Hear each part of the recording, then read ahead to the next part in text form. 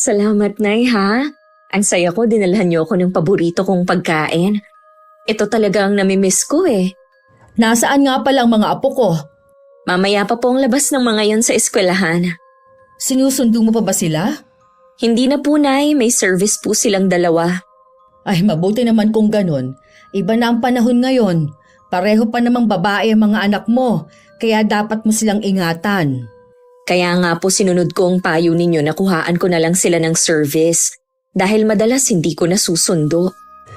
Ang asawa mong si Paulo, kumusta naman siya? Okay naman po. Laging abala sa trabaho. Naibibigay ba naman niya ang mga pangangailangan ninyong mag-iina? Oo naman po. Malaki po kaya ang sahod ni Paulo. Mabuti naman. Kapag wala namang pasok, dumalaw naman kayo sa bahay. Namimiss na namin ang itay mo ang mga bata. Opo, Nay. Isasama ko na rin si Paulo pagpunta namin. Ang taong makasarili, madalas silang hindi nakakaramdam ng simpatsya sa kapwa. Gusto lang nila sila ang sentro ng atensyon. Walang pakialam sa ibang kapamilya na laging nandyan sa oras ng kagipitan. Mapagpalang araw sa inyo, Miss Gwen, at sa lahat ng masusugid na taga-subaybay ng inyong channel. Tawagin niyo na lamang po ako sa pangalang Kate. 28 years old at 1 taon pa lang kasal at wala pang anak. Kasalukuyan po kaming naninirahan dito sa Baguio ng asawa ko. Pero sa probinsya po ng Albay nagmula ang aking pamilya. Dahil sa pakikinig ng mga kwento sa inyong channel, nainganyo na rin ako magbahagi ng aking karanasan. Sana magustuhan rin ito ng mga kapwa ko taga-subaybay at magsilbi na ring aral sa lahat. Saan po kayo nagpunta? Sa Ate Rosella mo. Teka, dumating na ba ang tatay mo? Dumating na po siya pero umalis din agad. Dadalhin daw niya yung jeep sa talyer. Sira na naman pala. Ay, sakit na talaga ng ulo ang jeep ng tatay niyo. Halos kasing tanda ko na yung jeep ni tatay eh. Marami nang pinagdaanan. Ang sabi ko nga sa tatay mo, ibenta na lang. Ayaw naman. Kapag ibinenta po yun, ano na lang ang pagkakakitaan ni Itay? Matanda na rin naman siya. Saka may trabaho ka naman na. Hayaan na lang po natin si Itay sa gusto niya. Anay, kumusta naman po si Ate Rosella tsaka yung 2 bata? Okay naman sila. Tuwang-tuwa nga sa mga dala kong pagkain yun daw ang namimiss niya. Mabuti naman po. Nagustuhan niya ang mga binili ko. Sa susunod anak, damihan mo ang bili. Kulang pa nga yun May mga pagkain ka pang hindi nabili. Sige po, Nay. Sa susunod na sahod ko. Siya nga pala, nakapagluto ka na ba? Hindi pa po, Nay Pero bibili na lang ako ng lutong ulam sa labas. Tawagin mo na lang ako kapag nakabili ka na ha. Nay, baka meron po kayong extra dyan na pambili ng ulam. Sakto na lang kasi tong pera ko para sa pamasahe ko ngayong linggo Naku, wala na anak Bawasan mo na lang ang pera mo dyan. Alam mo namang wala akong pera. 2 kaming magkapatid ni Ate Rosella. Mas matanda lang siya sa akin ng 3 taon. Hindi na nakapagtapos ang ate ko dahil maaga na buntis ng boyfriend. Mabuti nilang hindi siya tinakbuhan nito. Sa ngayon 2 na ang anak nila at may maayos namang trabaho ang bayaw ko. Kaya hindi ko maiwasang magtaka kung bakit kailangan pa rin siyang suportahan ng mga magulang ko imbis na ipunin na lang nila ang kita sa pamamasada ni Itay. Para kasing hindi man lang nila iniisip na tumatanda na rin sila at kailangan din nila mag-ipon. Siguro nanawa na rin ang tatay mo sa pasira-sira niyang jeep kaya ibebenta na daw niya. May nahanap na po ba siyang buyer? Wala pa nga May mga kakilala po ako na pwedeng tumulong. Sige nga anak, para mabilis na maibenta ang jeep na yon. Gusto ko na rin kasing makahawak ng malaking halaga. Sana po kapag naibenta ni Itay ang jeep, pwede akong makahiram sa kanya. Bala ko po kasing magnegosyo kasama si Lerma. Ano naman ang inenegosyo ninyo ng kaibigan mo? RTW po na yung plano namin. May experience naman sa pagninegosyo ang kaibigan kong yun bago siya nag-abroad, kaya hindi kami mahihirapan. Ibig sabihin, wala na siyang balak bumalik ng Taiwan? Wala na nga po na eh. Balak na lang niyang magnegosyo na lang dito sa atin. Ikaw ba? Kung sakali na makisosyo sa kanya, aalis ka ba sa trabaho mo? Hindi po, Nay. Pwede ko naman pong pagsabayin eh. Dapat kasi magnegosyo ka na lang ng sarili mo. Mahirap kasi ang may kasosyo pa. Wala naman po akong sapat na pera eh. Kaya nga uutang lang ako kay tatay. Kung natuloy lang sana ako noon mag-abroad, baka malaki na ang naipon ko. Si ate kasi, pagkatapos kong gastusan para sa passport at iba pa niyang requirements noon, hindi naman pala tutuloy. Anong gagawin natin kung natatakot ang ate mo? Tsaka siguro inisip din niya ang pamilyang maiiwan niya. Hindi ko lang po maiwasan na manghinayang dahil ako sana ang aalis noon. Hindi rin biro ang nagastos ko Nasa idang ipon ko at nakapangutang pa nga ako. Bakit ka naman nanghihinayang sa nagastos mo? Kapatid mo naman yon. Buti kung ibang tao ang ate mo. Ikaw talaga, masyado ka mapagbilang sa nagagastos mo. Nabanggit ko lang naman po, Nay. Hindi naman po ako mapagbilang. Dalawa na lang kayong magkapatid ng ate mo. Dapat nagtutulungan kayo. Hindi na importante kung sino ang mas matanda. Dapat kung sino yung nakakaluwag, siya ang magbibigay. Kahit noon pang mga bata kami, lagi na lang ako ang nagpaparaya kay ate. Alam ko naman yan. At tama lang na ikaw ang magparaya dahil mas matanda siya sa'yo. Hindi tama na higitan mo siya. Hindi na lang ako umimik. Wala naman akong laban kahit mga tuwiran ako. Para kay inay walang ginagawang mali si Ate Rosella. Mula nun siya ang laging inuuna ng mga magulang namin dahil siya ang panganay. Naalala ko pa ayaw akong pag-aralin ni inay. Dahil hindi nila kakayanin dahil nag-aaral nun sa koleyo si ate. Makailang beses nang nagpalit ng kurso nun si ate pero pinagtsatsagaan pa rin nilang papasukin. Naalala ko pa ang laging bukang bibig ni inay. Hindi pa kasi niya nahahanap ang kurso na gusto niyang kunin. Ang importante naman porsigido siyang mag-aral. Mabuti na lang nakakuha ko ng scholarship at nag-working student din ako para may panggastos sa pag-aaral ko. Hindi rin kasi biro ang mag-aral.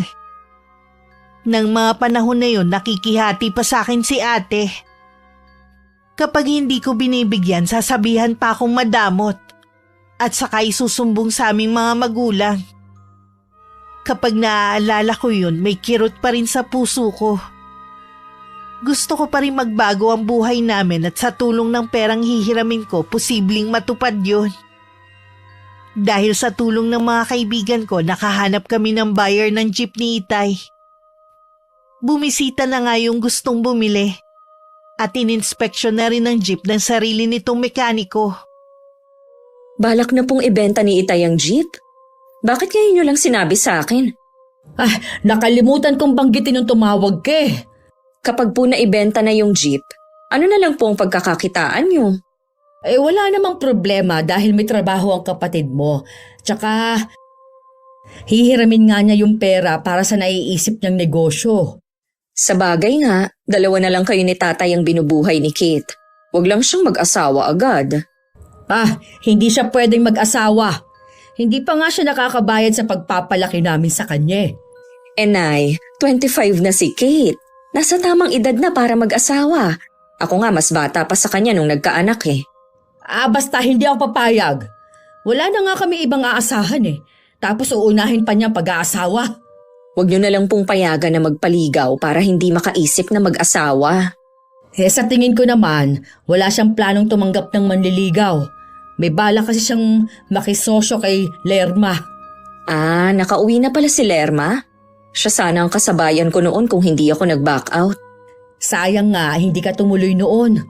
Bigla kasi akong kinabahan eh. Tsaka hindi pa ako nakakaalis parang nahu-homesick na ako. Mabuti na nga rin na hindi ka na tumuloy kaysa yung nandoon ka na at nakapirma ka na ng kontrata tsaka ka pa magbaback out. Nay, ano naman po ang balak na inegosyo nung dalawa? Ang sabi ng kapatid mo, RTW daw. Nay, sa akin nyo na lang kaya ipahiram yung pera. Ako na lang ang magnenegosyo. O ano naman ang balak mong itayong negosyo? Malawak po itong harap ng bahay ko. Pwede kong gawin tong hair salon. Yun naman po ang pangarap ko noon pa, ang magkaroon ng sariling salon. Sa wakas, matutupad na rin kapag naibenta ang jeep ni Itay. Paano naman yung kapatid mo? Baka magtampo yun. May trabaho naman po siya, samantalang ako wala. Ibigay na niya sa akin ang oportunidad na ito. Sige, kakausapin ko na lang siya. Maiintindihan naman niya kung sa'yo na lang namin ipapahiram ang pera. Papayagan ka ba naman ng asawa mo? Oo naman po, siguradong matutuwa yun. May makakatuwang na siya sa paghahanap buhay. Hindi ko maitago ang saya ko nang malaman na nagkasundo na ang buyer at si Itay. Sa wakas kasi makakahiram na rin ako ng pera. Binanggit ko na rin kay Lerma na payag na akong makisosyo sa kanya. Tuwang-tuwa naman ang kaibigan ko. Dahil ako lang daw ang gusto niyang maging partner sa negosyo niya. Alam daw niya kasing maaasahan ako at mula nga nun magkaibigan na kami. Nakausap ko na si Itay. At sinabi nga niya na iniwan niya ang pera kay Inay at kunin ko na lang.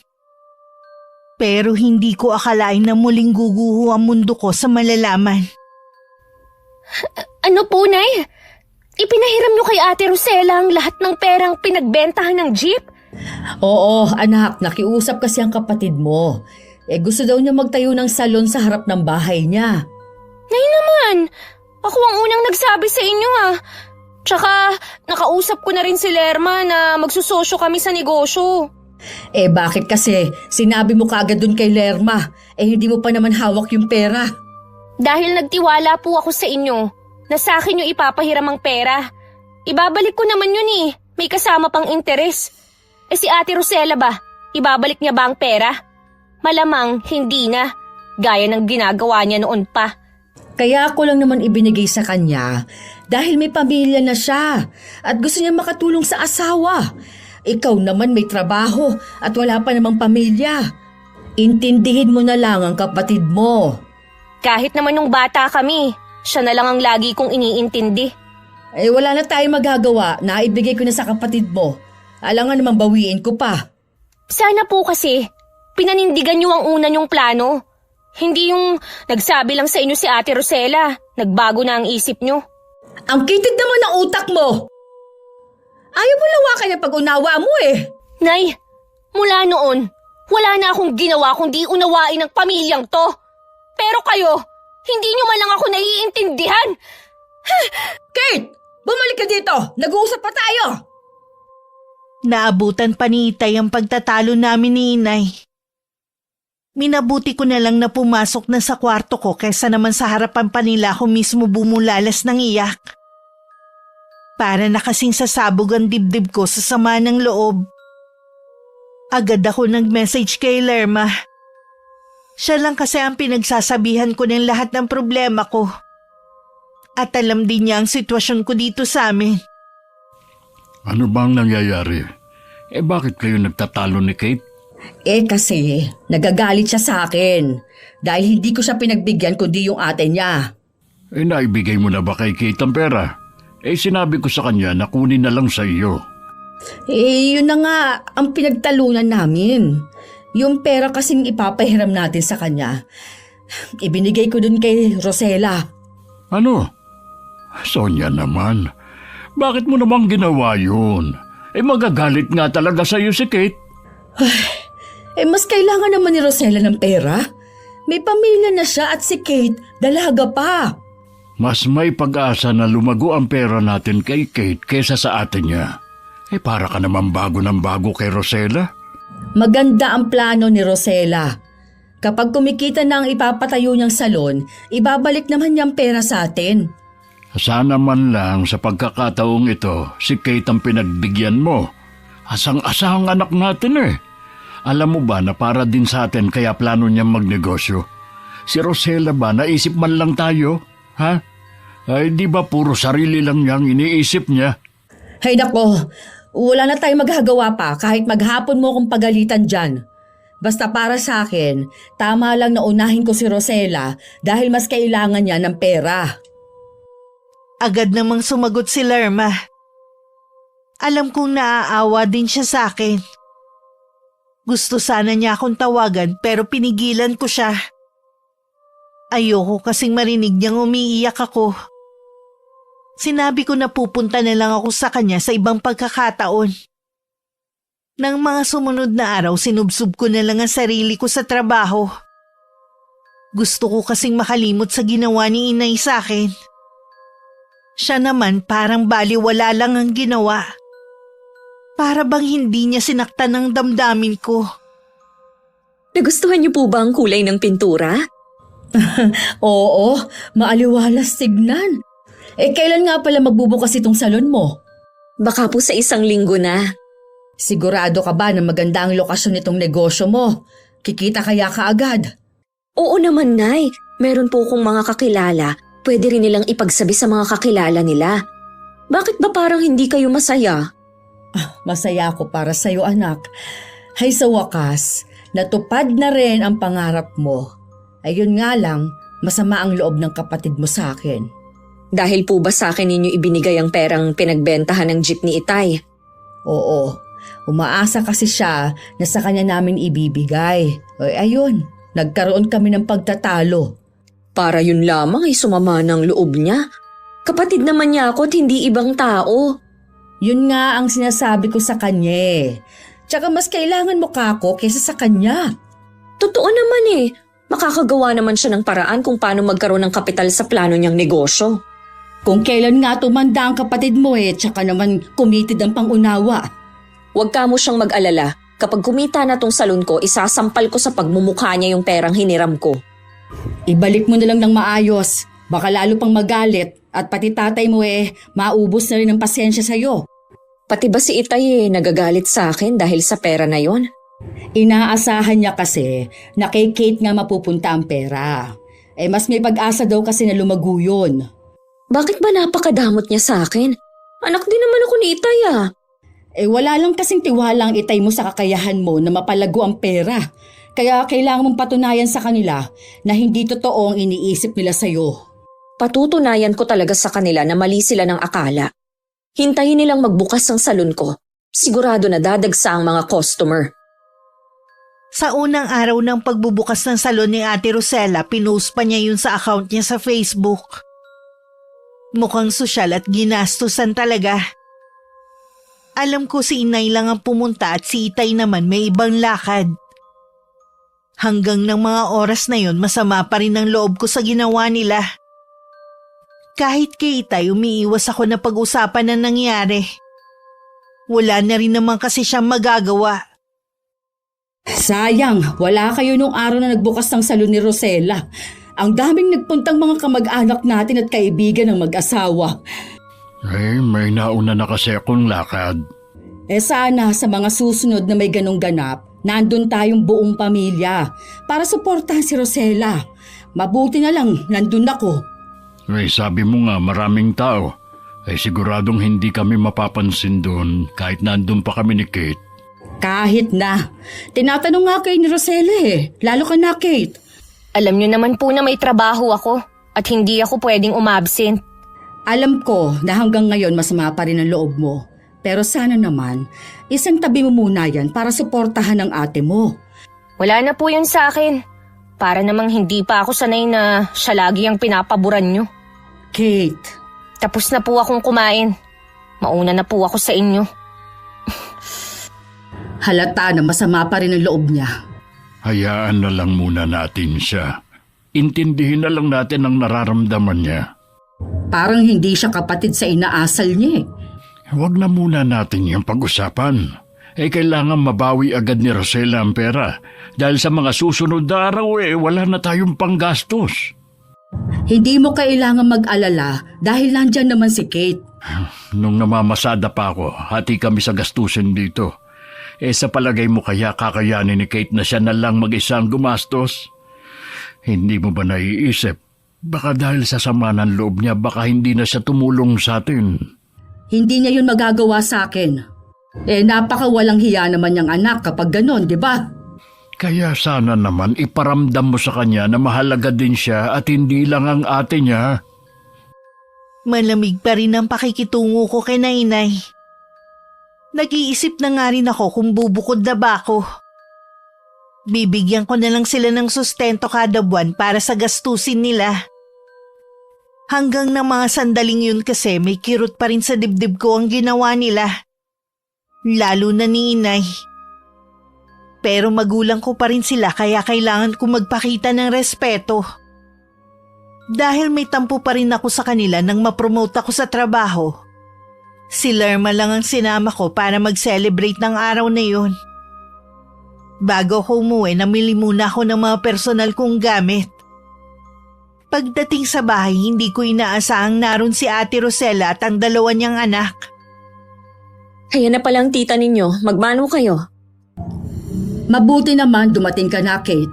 Kanina pa dito ang ate mo. Kaya pala ngayon ka lang, namili ka pa pala. Oo, tsaka nagkita rin kami ni Lerma. Wala ka bang pasalubong na kahit ano dyan? Wala eh. Pambihira ka talaga. Para kang walang kasama dito sa bahay ha. Wala ka man lang dala. Si ate po ba? Anong pasalubong niya? Ha? Nagmamadali kasi kami na pumunta dito. Kaya hindi na kami nakabili ng pasalubong. Bakit kailangan mong paghanapan ng ate mo ikaw itong may trabaho? May negosyo naman siyang salon ah. Anong pagkakaiba namin? Huwag na nga natin pag-usapan ng tungkol sa pasalubong na yan. Baka mamaya magkainitan pa. Sige, maiwan ko na muna kayo. May gagawin pa kasi ako eh. Hindi po ba talaga siya nagdadala ng pasalubong sa inyo? Ngayon lang naman. Tsaka sa pagkakaalam ko, hindi pa naman niya sahod. Sabi niya, nagkita sila ni Lerma. Baka galing sa kaibigan. Siguro nga. Tsaka mula lang sa'yo ko ibinigay ang perang hinihiram niya. Naging malamig na ang pakikitungo niya sa amin ng itay mo. Ano ba yang si Kate? Pinapalaki naman niya ang issue.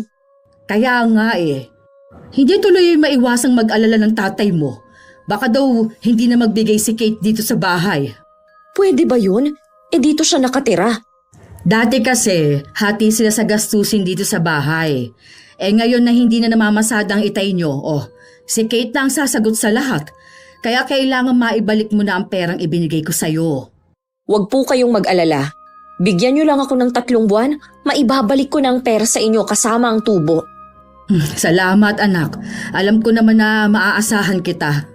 Pupuntahan ko lang po si Kate. Gusto ko siyang makausap bago kami umuwi ng mga bata. O sige, ako na munang bahala sa apo ko. Nakabihis na ako ng pambahay at maayos na rin ang mga pinamili ko nang may kumatok.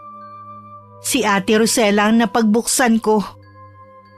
Pinapasok ko naman siya. Ang laki na ng ipinagbago ng kwarto natin Ikaw lang ba ang nag-ayos nito? Oo. Alam ko na hanggang ngayon galit ka pa rin sa akin. Naiintindihan naman kita pero kailangan ko rin kasi ng pera. Alam mo, tuwing may plano ako, lagi kang nakikipag-unahan sa akin. Lagi kang agaw eksena mula pa noon. Ako ang unang nagsabi, kaya sana nagparaya ka naman kahit ngayon lang. Dahil alam mong ikaw ang papaboran. Ayun, sumigi ka pa rin. Alam ko naman na kapritsyo mo lang yung salon Hindi mo rin naman itutuloy katulad nung mga nauna mong plano. Nagkakamali ka, Kate. Seryoso ako sa negosyo ko. Ito talaga ang pangarap ko noon pa. Nasabi mo na siguro ang gusto mong sabihin. Iwan mo na ako. Kate, 2 na nga lang tayong magkapatid. Hindi tama na nag-aaway tayo. Dapat kasi, kung ano ang plano ko, hindi mo inaagaw. Mas matanda ka sa akin pero gusto mo, ikaw na lang lagi ang iniintindi. Patawarin mo na ako. Ibabalik ko rin naman yung pera kina inay. Di pwede mo nang hiramin. Hindi na kailangan. Ibalik mo na lang sa kanila ang pera nila para meron silang panggastos. Alam mo wala nang pinagkakakitaan si Itay at hindi na rin siya makakapaghanap ng trabaho. Yun naman talaga ang plano ko Sa ngayon, ikaw na muna ang bahala sa kanila at sa gastusin dito sa bahay. Hindi mo kailangang sabihin yan. Dahil noon pa man, ako na ang gumagastos sa bahay na ito. Mabuti naman. Aalis na rin kami. Baka kasi maunahan pa kami sa pag-uwi ni Paulo. Kahit kinausap pa ako ni Ate Rosella, hindi pa rin naman nagbago ang pakikitungo ko sa aking mga magulang. Tahimik lang ako at hindi masyadong nagsasalita. Alam kong naninibago sila, lalo na si Itay. Pero mas gusto ko na rin ng ganito. Hindi naman ako nagkukulang dito sa bahay. Sapat na siguro yun para hindi nila ako matawag na masamang anak. Ilang linggo na ring walang naririnig si Inay na balita sa negosyo ng kapatid ko. Kaya naisipan niyang dalawin si Ate Rosella. Wala kayatang customer ngayon. Ilang araw na nga pong wala eh. Gusto na nga pong ipasara ni Paulo. Ha? Bakit naman niya gustong ipasara? Malakas daw kasi sa kuryente, wala namang customer. Puro lang daw palabas ang pera namin. Bago pa lang naman. Baka makabawi ka pa sa mga susunod na araw. Malapit pa naman ang birthday ni Nika. Hindi pwedeng hindi maghahanda dahil 7th birthday niya yun. May pera naman siguro si Paulo para sa anak niya. Malaki po kasi ang niloan niya at nagbabayad pa rin kami hanggang ngayon. Gusto niya po kumain na lang sa labas. Ayoko naman po ng ganun. Eh kung wala ba? At naghihigpit din kayo ng sinturon o ano magagawa mo? Kamusta naman po kayo sa bahay? Ayos naman. Sinagot na lahat ni Kate ang lahat ng gastusin sa bahay. Ultimo mga sabon at shampoo namin ng tatay nyo. Mabuti naman po. Wala na kayong aalalahanin. May pera kaya si Kate? Hindi kita masasagot dahil hindi naman siya nagkukwento sa akin. Bala ko sanang umutang sa kanya eh. Panghanda lang sa birthday ni Nika. Subukan mo manghiram. Pamangkin naman niyang magbe-birthday eh. Pwede po ba na kayo na lang ang magsabi? Baka kasi sungitan lang ako. O sige, tamang-tama bukas day off niya. Sana naman magpahiram siya. Sabihan niyo ko agad kung anong sagot ni Kate sa inyo, Nay, ha? May usapan kami ni Lerma na magkikita sa day off ko bago magtanghalian. Nang araw na yun, nasa bahay pareho ang aking mga magulang. Nakatambay din ako sa sala habang kachat si Lerma nang biglang magsalita si Inay. Malapit na pala ang birthday ni Nika. Kaya lang baka hindi maipaghanda ng mga magulang. Hoy, bakit naman hindi maipaghahanda 7 taon na ang apo natin? Alam mo naman na bago lang ang salon ni Rosella. Tapos si Paulo naman may loan pang binabayaran. Gusto nga niya kumain na lang daw sa labas. Ayaw naman ni Rosella.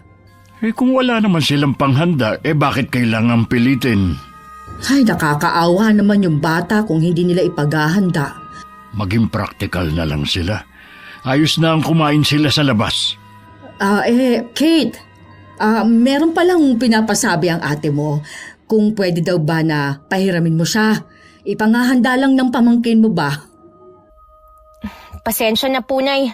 Gipit din ako ngayon eh. Wala akong maipapahiram sa kanya. Kahit magkano man lang sana na pandagdag lang sa panghanda. Wala nga po, Nay. Kung gusto pala nilang paghandaan ng birthday ni Nika, sana pinag-ipunan nila para hindi sila nakakaabala sa ibang tao. Kung magsalita ka, parang hindi mo naman pamangkin ang pagbibigyan mo. Ano po ang magagawa ko kung wala nga akong maipapahiram? Kailangan ba pigain niyo ko? O baka naman sabihan niyo na naman akong madamot niyan. Tama naman ang anak mo. Huwag mo siyang pilitin. Aalis na po ako, Tay. Ay sige, huwag ka lang magpapagabi ng uwi mo. Opo. Saan pupunta yon? Magkikita sila ni Lerma. Wala siyang pangbigay sa pamangkin pero meron siyang panggala. Wala na tayong pakialam dun. At isa pa, hindi niya obligasyon ang pamangkin niya. May mga magulang ang apo natin, hayaan mo silang mamroblema kung saan kukuha ng panghanda. Bakit ba? Lagi ka nalang kontra sa mga sinasabi ko, ha? Hindi ako kontra. Sinasabi ko lang ang totoo. At saka tigilan mo na rin ang kakasabi mo na madamot si Kate. Mula pagkabata, lagi mo na lang yung bukang bibig tuwing hindi pinagbibigyan ng ate niya. Hoy, kita mo, hanggang ngayon nakatatak yun sa isipan niya. Oo na, hindi ko na sasabihin. Ay, paano kaya yan? Asang-asa pa naman si Rosella na mapapahiram siya. Sabihin mo kay Rosella na wag na siyang aasa kahit kailan sa kapatid niya. May kanya-kanya na silang buhay. Huwag mo na sanang hintayin na mapuno sa atin si Kate at umalis siya dito sa bahay. Nadismaya nga si Ate Rosella nang malaman na wala akong mapapahiram sa kanya na panghanda.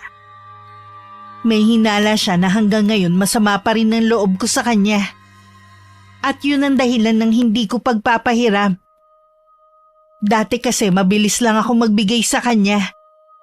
Lalo na pagdating sa mga pamangkin ko. Sumasama na talagang ugali ng babaeng yun. Akala mo kung sino na siya? Narinig ko yung sinabi mo, Rosella. Dahil lang sa hindi ka napahiram ng kapatid mo, magsasalita ka na ng ganyan. Para po kasing imposible na wala siyang pera. May trabaho naman siya. Magkano lang ba sahod ng kapatid mo? Siya din ang gumagastos dito sa bahay. Anong gusto mo, ubusin ng kapatid mo ang sahod niya sa atin lahat? Huwag na siyang magtira para sa kanya? Huminahon ka. Hindi mo kailangan magalit. Sumusobra na kasi itong si Rosella eh. Akala mo, lagi nang may patago sa kapatid niya. Hindi naman po sa ganun, Tay. Baka lang kasi meron siyang naitatabi. Babayaran ko rin naman po. Ay, di ba sinagot na niya? Wala siyang pera. Huwag mo siyang obligahin dahil sa akin ka mananagot. Mabuti pa anak, pumayag ka na lang sa gusto ng asawa mo. Kumain na lang kayo sa labas sa birthday ni Nika. Ganun na nga lang po, Nay. Magkaroon ka naman sana ng utang na loob sa kapatid mo. Ang dami niyang isinakripisyo para sa'yo. Mas inuuna pa nga namin ang kailangan mo kaysa sa kanya eh. Masaya na siya sa mga pinaglumaan mo. Noong nag-aaral kayo, ikaw pa rin ang inuna namin. Pero anong ginawa mo? Nag-asawa ka. Tapos na naman po yun. Hindi nyo na kailangan pang balikan. Imbis na matuto ka ng leksyon, parang wala ka na namang natutunang aral sa mga pagkakamali mo. Huwag kayong mag-alala, Tay. Hindi na po ako hihingi ng pabor kay Kate. Ay dapat lang. Mabuti pa umuwi na po ako. Mag-iingat ka ha. Balitaan mo na lang ako. Ay, gusto mo bang sumama ang loob ni Rosella sa atin, ha? Bakit kailangan mo pa yung banggitin? Lagi mo na lang iniisip ang kapakanan niya, ang mararamdaman niya. Pero binabaliwala mo si Kate. Kaya naman ni Kate ang sarili niya eh. Akala mo lang yun, pero tinatago lang niya lahat ng sama ng loob niya sa atin. Nagsasabi ba sa'yo si Kate ng mga problema niya? Oo, kaya kung ako sa'yo, huwag mo siyang sagarin at baka mawala pang isang taong nagmamalasakit sa atin. Tuluyan nang isinara ni Ate Rosella ang salon niya dahil na rin sa utos ng asawa. Pinagtatalunan na rin kasi nila yun. Dumagdag pa sa init ng ulo ng kapatid ko nang hindi niya naipaghanda ang anak niya. Hindi tuloy maipinta ang mukha niya habang kumakain sila sa isang restaurant. Nang sumunod na araw, pumunta siya sa bahay para sabihin sa mga magulang namin na isinara na niya ang salon. Sinabi rin ng ate ko na hindi na niya maibabalik ang pera dahil mas kailangan nilang unahin ang pangangailangan nila. Inaasahan ko na yan. Kaya nga mas gusto kong kay Kate sana ipahiram yung pera. Pero nagdesisyon ang inay mo na sa'yo ibigay. Hindi man lang namin napakinabangan ang pinagbentahan ng jeep. Sorry po, Tay. Wala din namang kasiguruhan kung lalago nga ang pera kung kay Kate natin ipinahiram. Nakausap ko ang tatay ni Lerma. Nabanggit nga niya na malakas ang negosyo ng anak dahil maliban pala sa may pwesto, nagbebenta rin online. Tinanong nga niya kung bakit hindi natuloy ang pagsasosyo ng dalawa. Sayang naman pala. Di sana lumago na yung pera. Kaya nga, magsisiman tayo, wala na rin magagawa. Puro kasi sarili niyo lang ang iniisip niyo. Pwede pa naman siguro makisosyo si Kate. Kaibigan naman niya si Lerma eh. Saan mo naman pakukuhanin ng pera ang kapatid mo? Wala nga siyang pampuhunan. Ang hina naman kasi ng loob niya para mangutang. Ang dami naman sana niyang kakilala. Ayaw lang niyang madagdagan ang obligasyon niya. Hindi naman siya kagaya mong mag-isip. Baka naman meron siyang ipon. Ayaw lang niyang sabihin.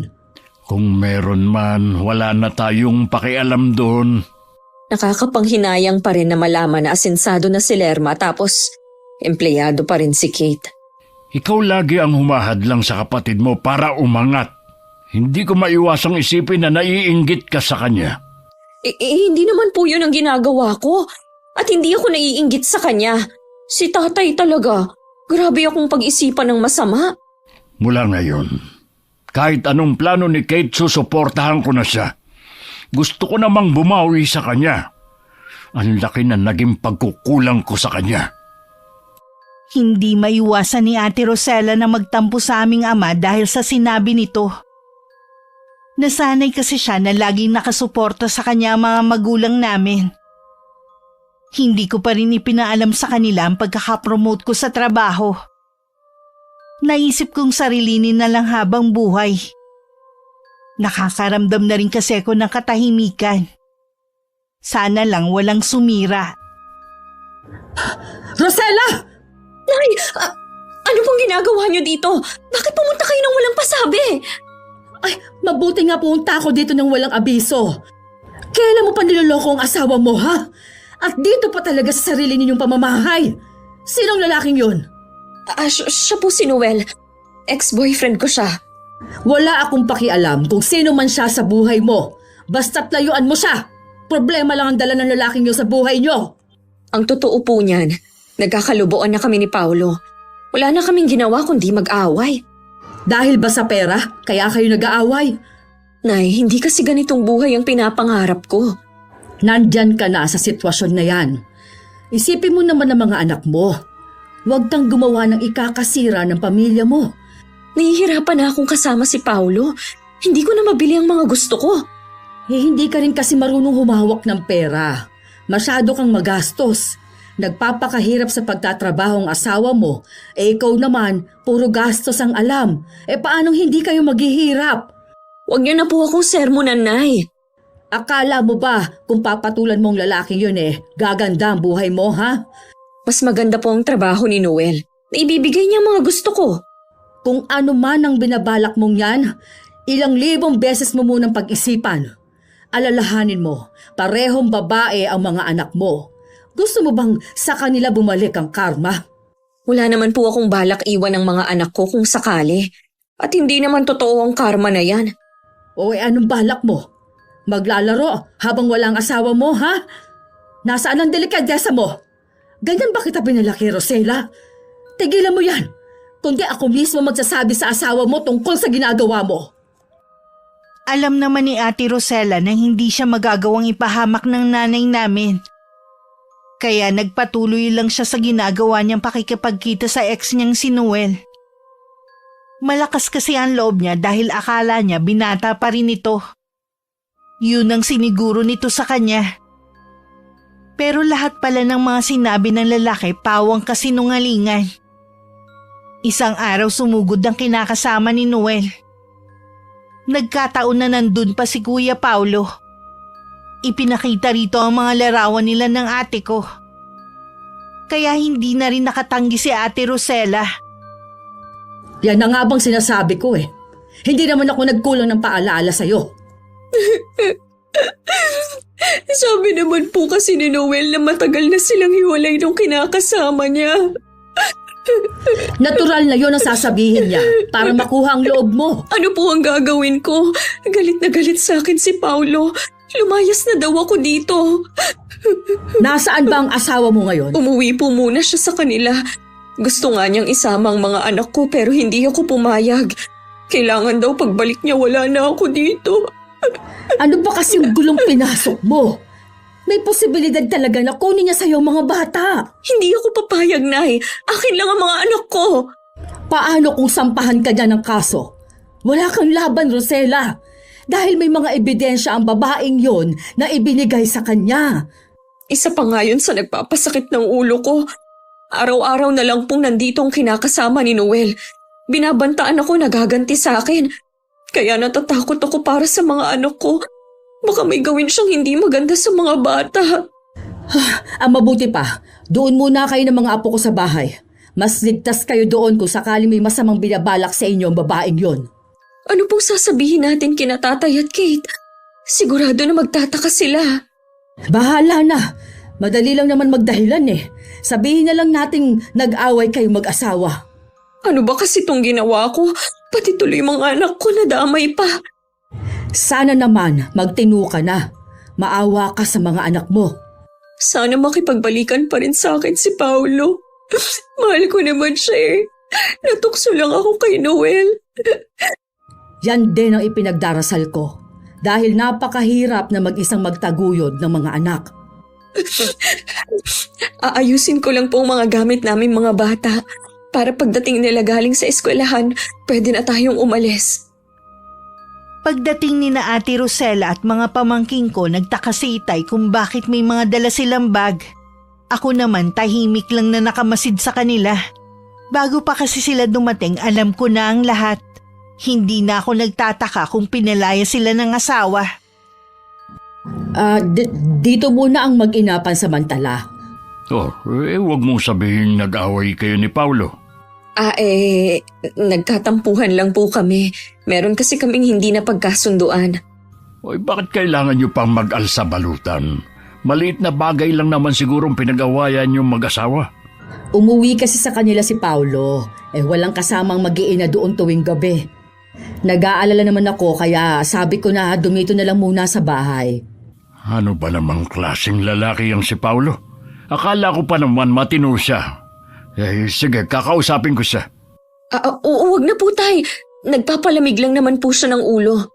Hindi ko kasi nagustuhan na iwan na lang kayo sa bahay niyo. Hindi ba niya alam na delikado na ang panahon ngayon? Wag na po kayong makialam. Away mag-asawa ito. Baka lalo lang lumala kung makikisawsaw pa kayo. Oo nga naman, Delmo. Hayaan na lang natin sila ang umayos ng problema nila. Sige. Magpahinga na muna kayo sa kwarto namin ng inay niyo. Dito na lang siguro ako sa sala matutulog mamayang gabi. 2 lang ang kwarto sa bahay namin. Mula nang mag-asawa si Ate Rosella, sinolo ko na ang isang kwarto. At ako na rin ang nagpaganda. Nakasunod pa ang tingin ko sa kanila nang magsalita si Itay. Tahimik ka yata, anak ha? Wala naman po akong sasabihin eh. Sana naman maayos na ang problema nilang mag-asawa. Kawawa kasi ang 2 bata. Sabi nga po ni Ate Rosella, huwag na lang tayong makialam sa problema nila. Hindi naman pwede yun. Dahil dito ang takbuhan nilang mag-iina kapag may problema sila. Yun nga lang po. Hindi yata kayo nagkita ngayon ni Lerma. May kailangan po kasi akong tapusin mamaya bago matulog. Bakit kailangan mo pandalhin ang trabaho mo rito sa bahay? Konti lang naman po yun. Tsaka nasa akin po kung iuuwi ko. Basta, huwag mong pababayaan ang sarili mo, ha? Oo naman po, tay. Kaya nga minsan, lumalabas ako kasama ni Lerme para maglibang. Mabuti yan. Para may oras ka rin para sa sarili mo. Matutulog na sana ako nang marinig kong kumatok si Inay sa pinto. Napipilitan naman akong bumangon para pagbuksan siya. Maaga pa pero inaantok na rin ako. Bakit po, Nay? Baka pwede na doon ka na lang sa sala matulog. Dito na lang ang ate mo at ang mga anak niya. Ano bang problema nila sa kwarto niyo? Hindi daw kasi makatulog ang mga bata Baka naiinitan sila. Baka dyan sa kwarto mo maging komportable sila. Nay, kwarto ko to.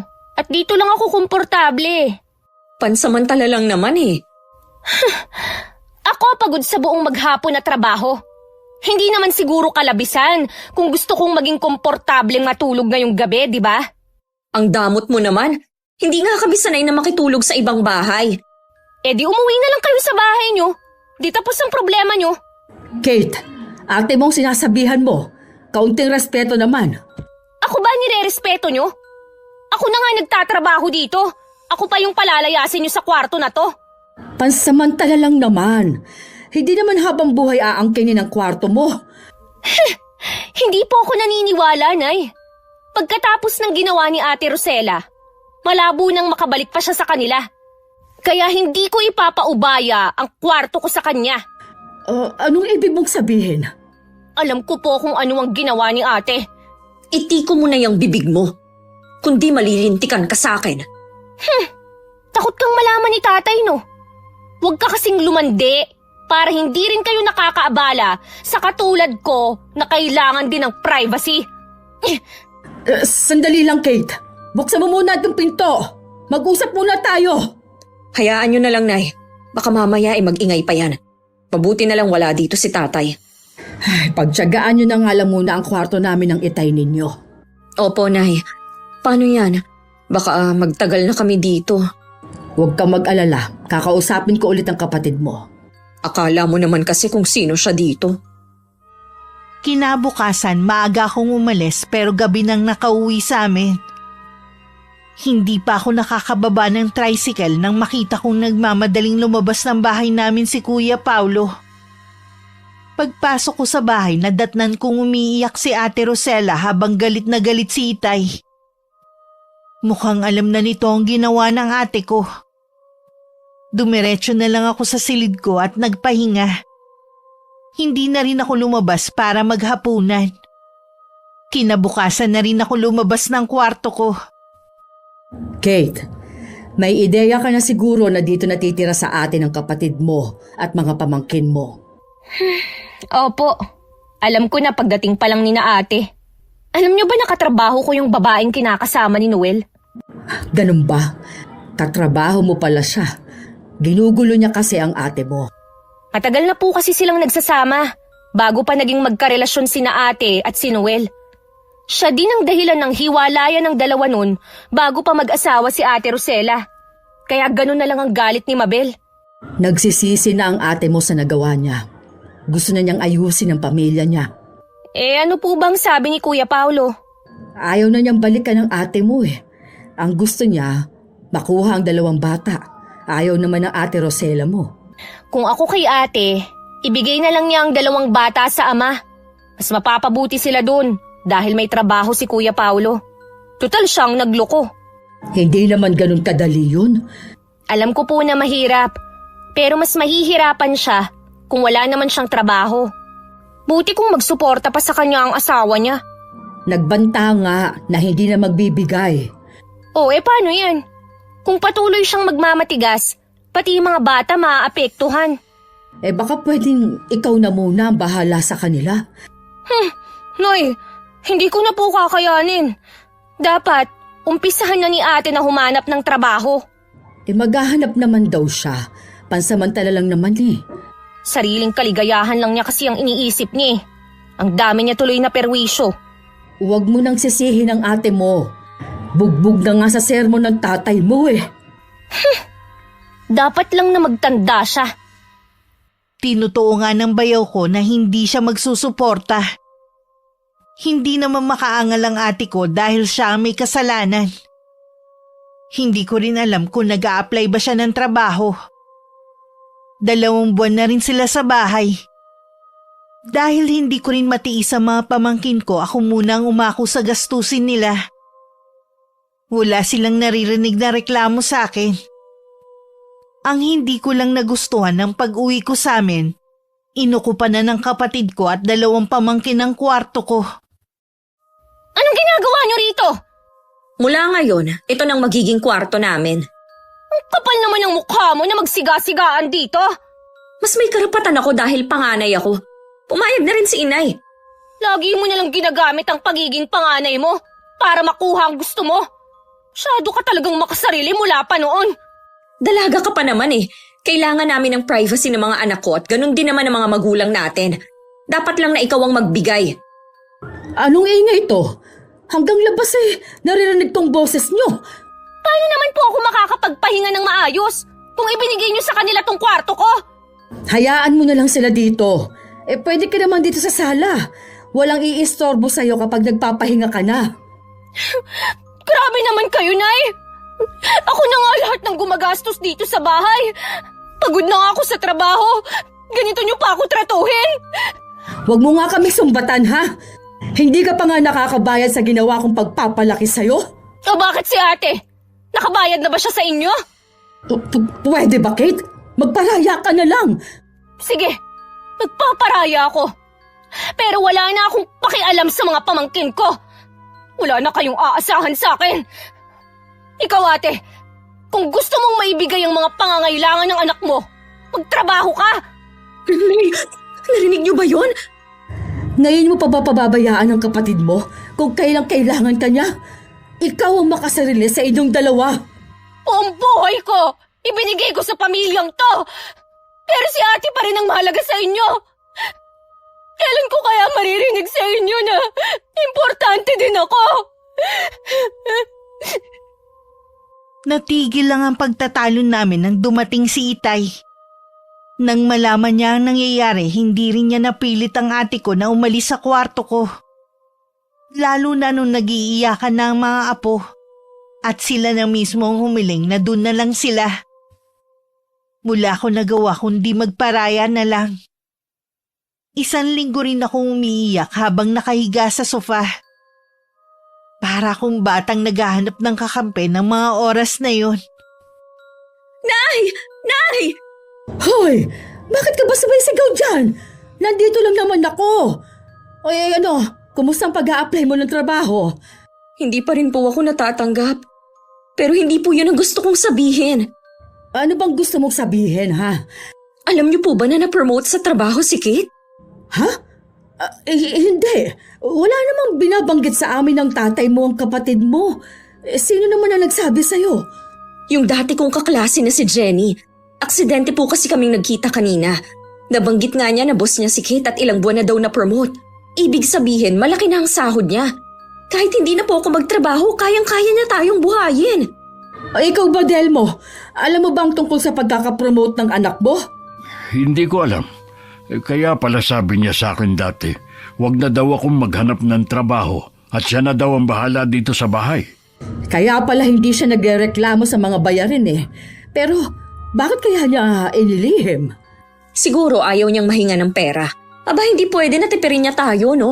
Ang laki ng sahod niya tapos wala naman siyang pamilya pa. Masyado talaga siyang malihim. Lagot sa akin ang babaeng yan. Naiiling na lang si Itay sa naririnig niya. Wala silang kamalay-malay na wala na akong planong umuwi ng bahay. Nagpaalam na ako kay Itay na bubukod na ako.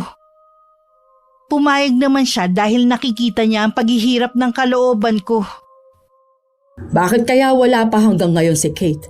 Baka po meron lang dinaanan. Hindi na uuwi dito si Kate. Ha? Nagsabi ba sa'yo? Nagpaalam siya na bubukod na. Sakto naman na inilipat siya sa ibang branch, kaya kailangan niyang umupa malapit sa papasukan niya. Malayo kasi kung dito siya manggagaling.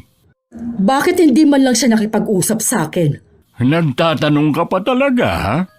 Pagkatapos ng mga ginawa niyo kay Kate? Tay, magbibigay pa naman siya sa atin, di ba? Hindi ko alam, pero ang bili niya, maghanap ka na ng trabaho. Nay! Ano ba yan si Kate? Basta na lang lumayas. Alam mo ba kung saan siya ngayon? Hindi ko alam, pero kung ako sa inyo, tigilan na lang natin siya. Pagod na siya dahil sa atin. Wala naman siyang napapala eh. Puro lang siya bigay ng bigay. Natural. Meron siya at nakakaluwag. Kapag tumawag siya sa'yo, pakausap mo yan sa akin. Si tatay ang naging mata ko sa nangyayari sa bahay namin.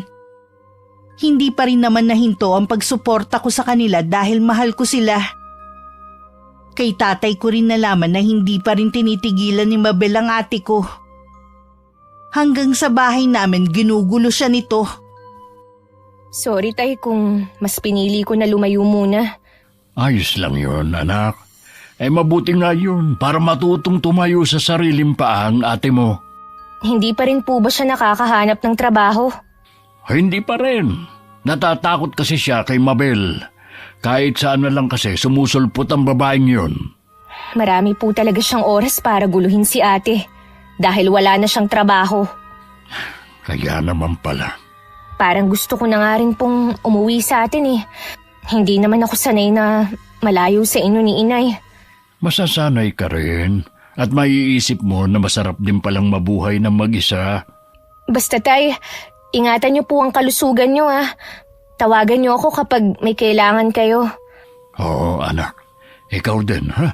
Huwag mong pababayaan ang sarili mo. Anumang oras, tawagan mo lang ako kapag may kailangan ka. Pakiramdam ko matagal na ulit ang pagkikita namin ni Itay. Dahil sa dami ng bilin namin sa isa't isa. Yun pala tama ang kutob ko. Hindi basta makaalis si Itay sa bahay dahil inaatake ng nerbyo si Inay. Dahil sa nangyayari kay Ate Rosella. Bigla na lang kasing nanghina ang katawan nito. Pagkatapos ng huli nilang paghaharap ni Mabel. Isinusumpa ko lahat ng sakit na nararamdaman ko mula noon hanggang ngayon. Mararanasan mo rin. Mas matindi pa.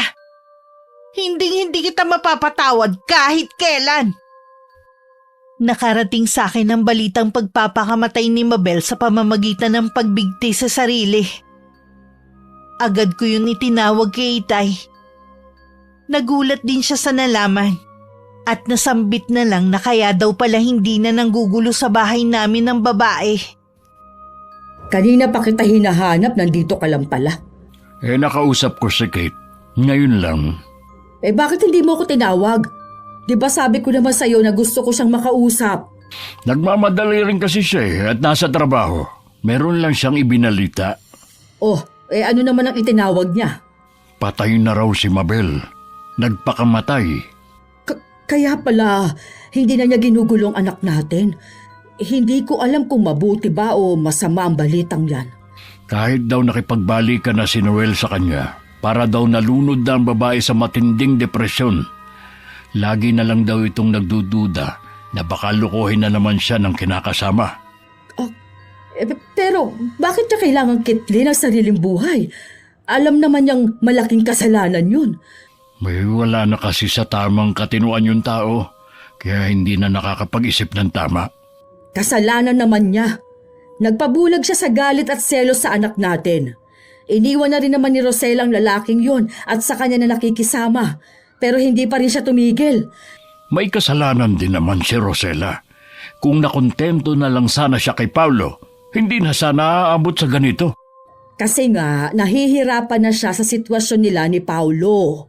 Kasama sa buhay mag-asawa ang maghirap. Dapat handa siya noon. Hindi lang puro saya ang pagsasama. Mahina kasi ang anak mo. Natukso lang talaga siya. Malakas ang loob gumawa ng masama ang anak natin dahil alam niya kakampihan mo siya kahit mali. Bakit pa parang sinisisi mo pa ako? May parte ka naman talaga sa nangyari. Kapag hindi ka pa nagbago sa pangungunsinti mo dyan sa anak natin, baka higit pa dyan ang gawin niya. Bakit ba lagi na lang si Rosella ang kailangang pagsabihan? Bakit hindi mo rin pagsabihan si Kate na bumalik na dito sa bahay? Ako na mismo nagsabi sa kanya na huwag nang bumalik dito. Harapin naman niya ang sariling buhay. Gusto ko rin naman siya magkaroon ng sariling pamilya. Ano? Sinabihan mo pa ang anak mo ng ganun?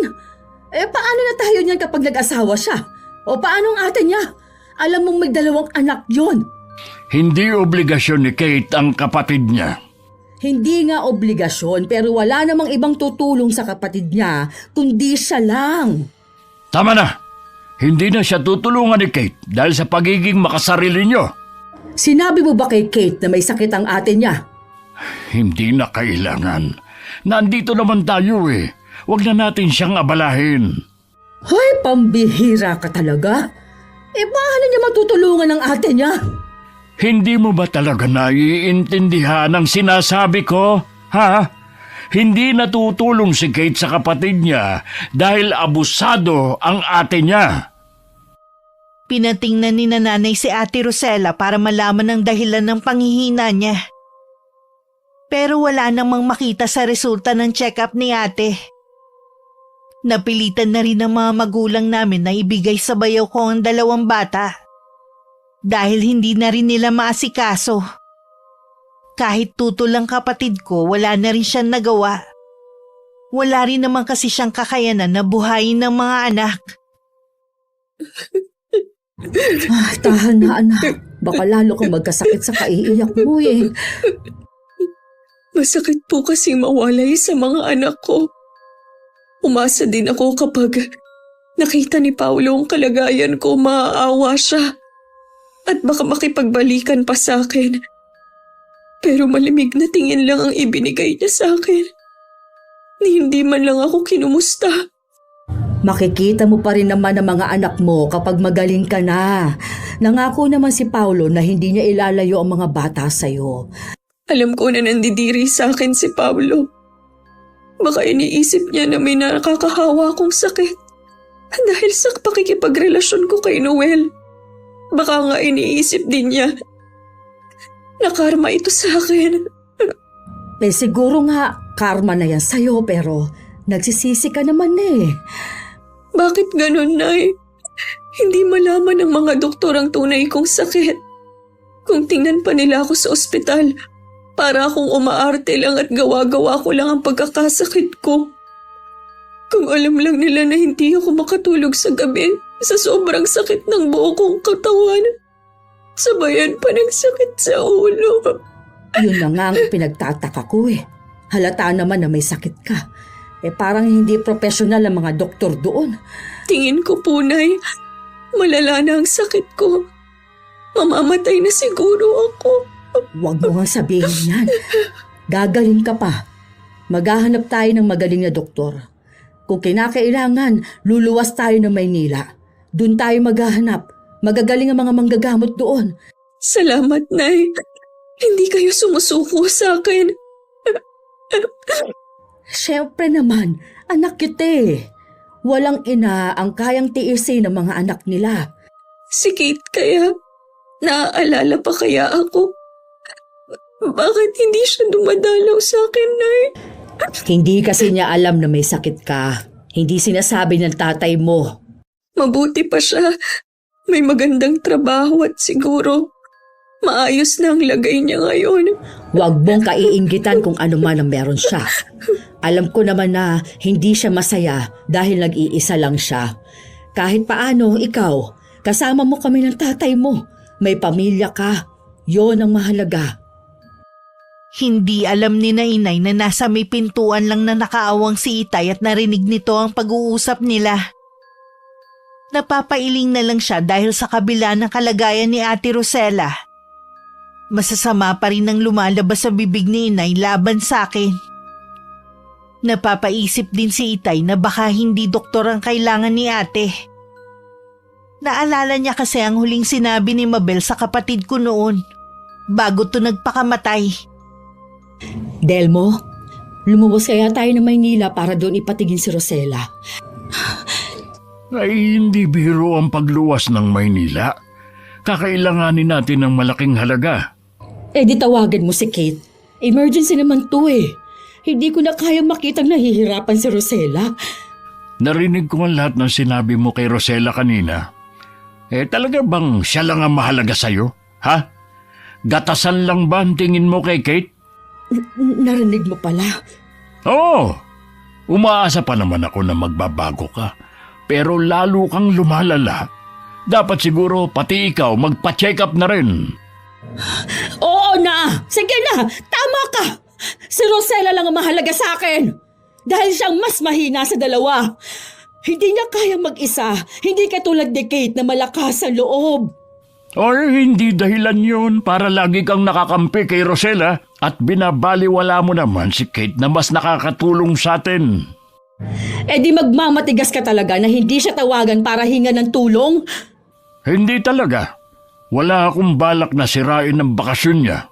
Mas inuna pa talaga niya ang pagbabakasyon kaysa umuwi dito sa atin para alamin ang kalagayan natin. Dapat nga noon pa niya ginawa yun eh. Lagi lang tayong nagiging hadlang. Ibigay mo sa akin ang number niya at akong tatawag. Ang kapal niya! Walang utang na loob! Hindi na nga ako makakain sa kaiisip kung anong gagawin kay Rosella. Tapos puro pasarap. Ay hindi ko ibibigay sa'yo. Marami akong paraan para makontak siya kahit hindi mo ko tulungan. Alam mo ba, kahit dalhin mo pa ng Maynila si Rosella, hindi siya mapapagaling ng mahusay na doktor. Anong ibig mong sabihin? Hindi mo ba naiisip na baka kinukulam ang anak natin? Hindi. Imposible ang sinasabi mo. Hindi sa anak natin. Alalahanin mo ang huling binitiwang salita ni Mabel noon. Posible na pinakulam niya si Rosella bago siya nagpakamatay. Gusto niya habang buhay ding magdusa ang anak natin. Ang babaeng yun? Demonyo siya! Mabuti nga sa kanya nang masunog na sa impyerno! Nagtatanong na ako sa mga kakilala ko kung may kilala silang magaling na albularyo. Kaya pala hindi makita ang tunay ng sakit dahil kinukulam siya. Sabihin mo kay Rosella na magbalik loob. Tanging ang Panginoon lang matatakbuhan niya sa mga panahong ito. Puro na lang problema ang dumarating sa atin. Kailan ba matatapos ito? Siya rin naman ang punot dulo ng problema natin. Huwag mo nang sisihin lagi ang anak natin. Nahihirapan na nga eh. Kumilos ka na lang kung paano mapapadali ang paghahanap ng albularyo.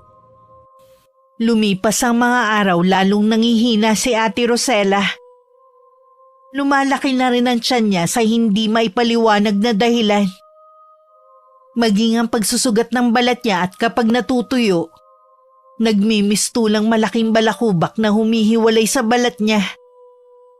Nahuhulog na rin sa matinding depresyon ng ate ko dahil sa pag-iisip. Akala ko po ba'y luluwas tayo ng Maynila? May magagaling naman na doktor dito sa atin. Doon na lang tayo magpapatingin. Ayoko po sanang may makakita sa akin na kakilala na ganito na ang itsura. Para akong halimaw. Kapag gumaling ka na, babalik na ulit sa dati ang itsura mo. Hindi na po ko umaasa. Mabuti pa si Kate. May balita ka na ba sa kapatid mo? Nakontak mo na siya? Hindi po kami nagkakausap. Ang pinsan lang namin na nagsabi na marami siyang post na kasama ang boyfriend niya.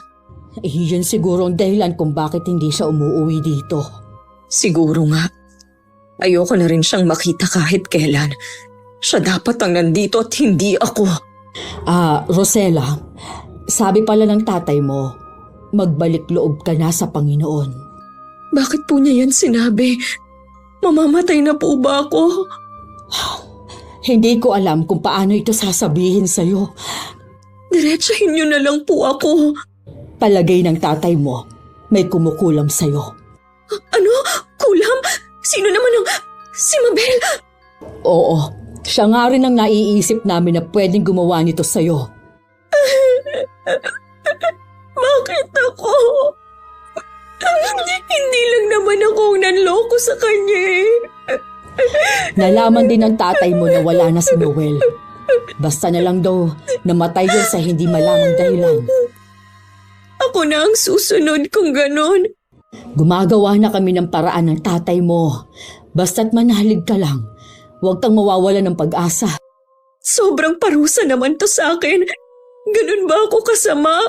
Si Mabel ang masama dito, hindi ikaw. Ayoko pong mamatay.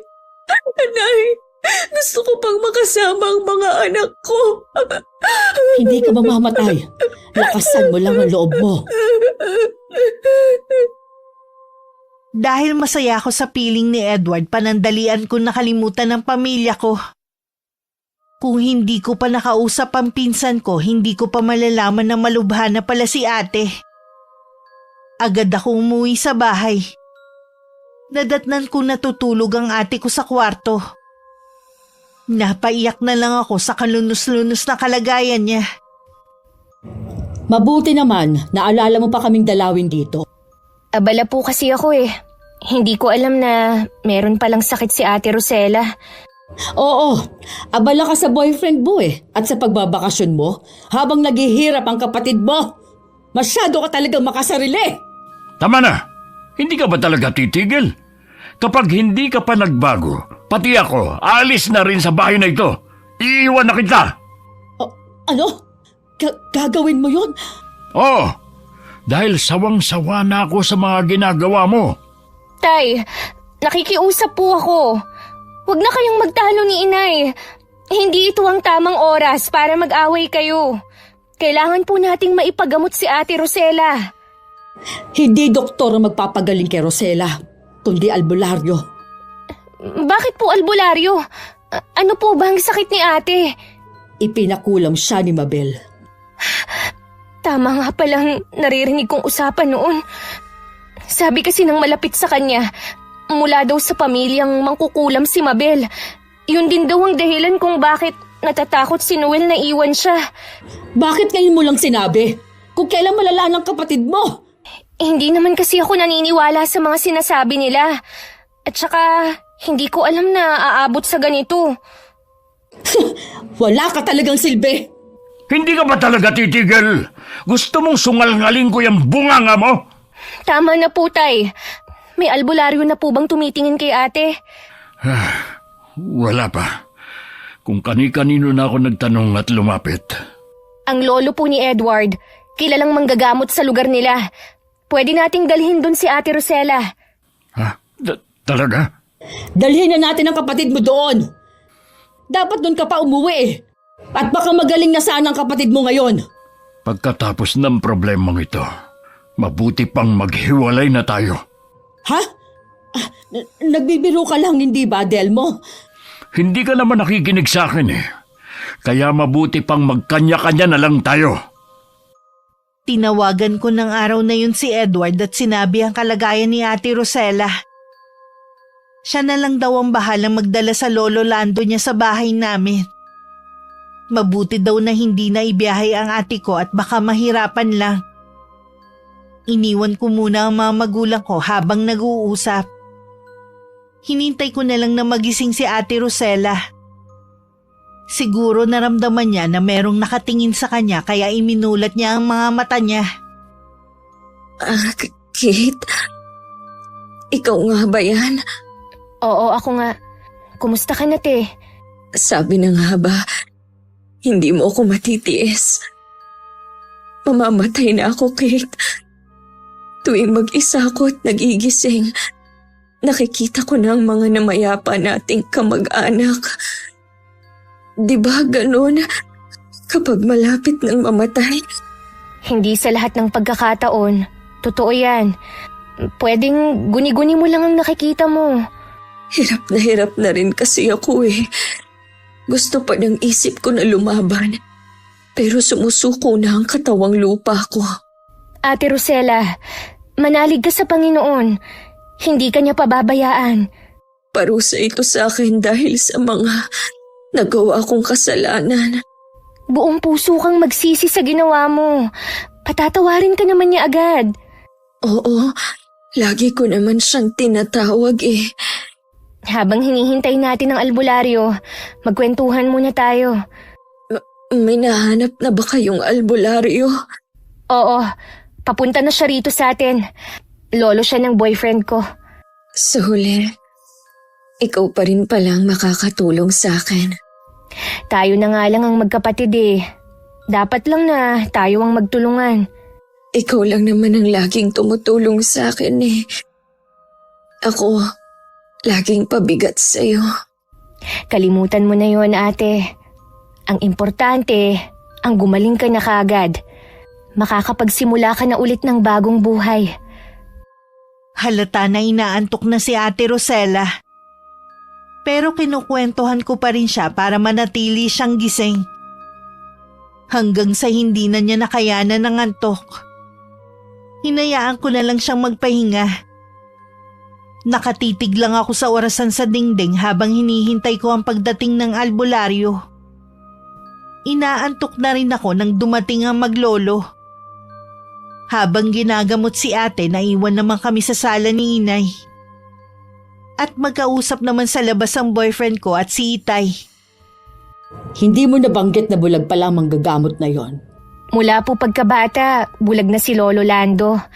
Hindi na rin po siya nakapag-asawa kaya ang nanay na ni Edward ang nag-aasikaso sa kanya kahit noon pa.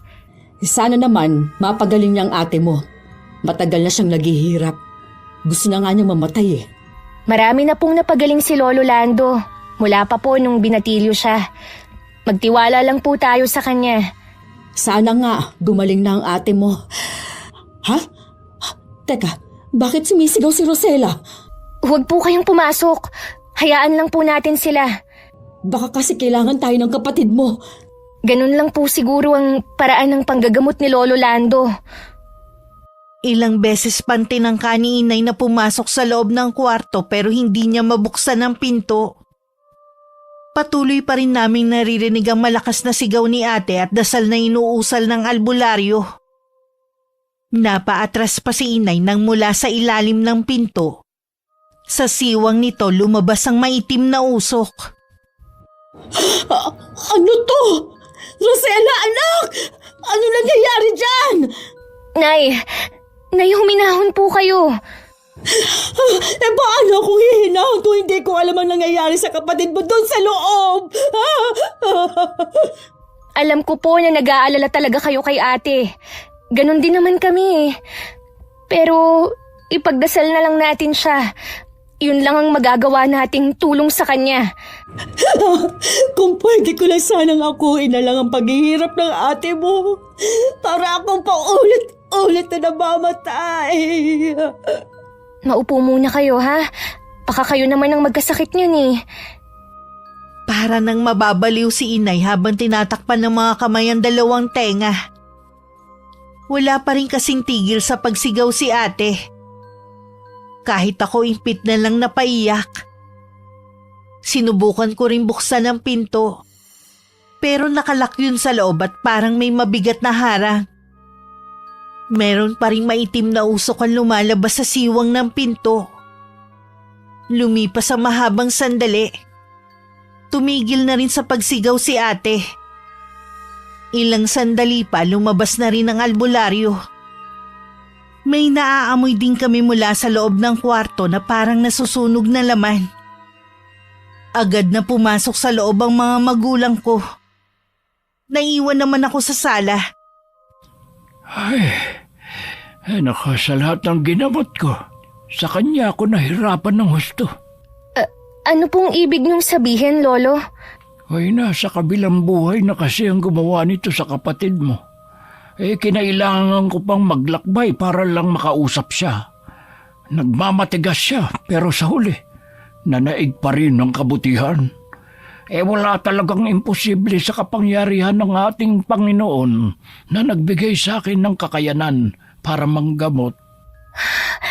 Maraming salamat po sa inyo. Utang po namin sa inyo ang pangalawang buhay ng kapatid ko. Wala yun, anak. Kahit sa umpisa pa lang alam ko nang mahihirapan ako. Kailanman hindi ako pwedeng tumanggi sa mga taong nangangailangan ng tulong. Ilang araw pa bago bumalik sa dating sigla si Ate Rosella. Pero malaki na ang ipinagbago niya pagkatapos siyang gamutin.